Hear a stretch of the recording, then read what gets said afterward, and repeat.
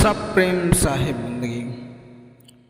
सदगुरु कबीर साहब का मूल ग्रंथ बीजक से रामायण नंबर 2 का संक्षिप्त वर्णन आप सभी के समक्ष रख रहे हैं। सदगुरु कबीर साहब कहते हैं कि जीव रूप एक अंतर बासा, अंतर ज्योति कीन प्रकाशा। इच्छा रूप नार अवतरी, तासु नाम गायत्री धरी। तेहि नारी के पुत्र तिन भयउ, ब्रह्मा विष्णु महेश्वर नाउ। फिर ब्रह्मा पूछल महतारी, को तो पुरुष के कर तुम नारी।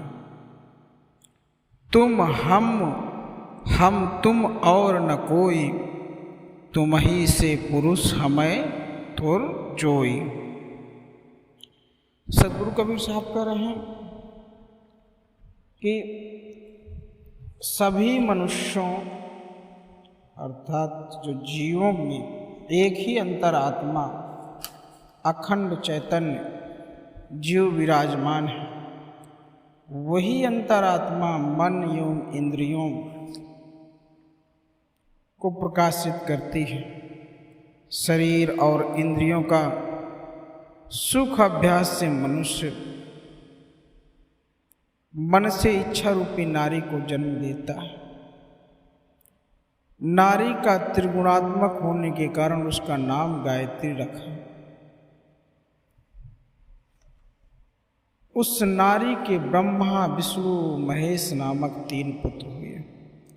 कहने का तात्पर्य है कि गायत्री मंत्र ही मनुष्य के मन से पैदा हुई इच्छित नारी है। वेदों की जननी गायत्री के प्रथम उपासक त्रिदेव ही थे। ब्रह्मा जी गायत्री माता से पूछते हैं, तुम किसकी पत्नी हो, तुम्हारा पति कौन है।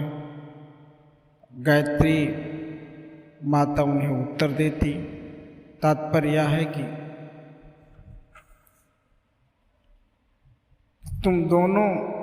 तुम तीनों त्रिदेव मेरे पति हो और मैं तुम तीनों की पत्नी हूँ। कहने का तात्पर्य है कि जीव ही पुरुष है और इच्छा उसकी नारी है। इस संसार के समस्त मनुष्य माता पिता और पुत्र हैं तथा सभी एक ही माता नारी जात से उत्पन्न हुए। तुम हमसे हो हम तुमसे, और कोई तीसरा नहीं।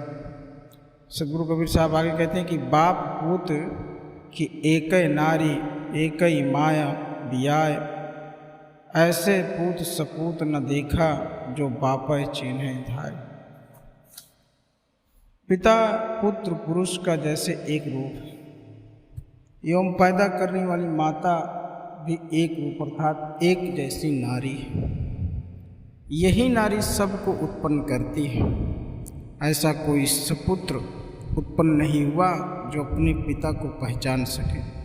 कहने का अर्थात यह है कि जिस मन की माया ने कल्पना करके पिता पुत्र माता स्त्री आदि के संबंध को जोड़ा है, उसी अंतर आत्मा के ज्ञान स्वरूप दृष्टि से कल्पित संबंध छोड़कर इस जन्म से मुक्त हो सकता है।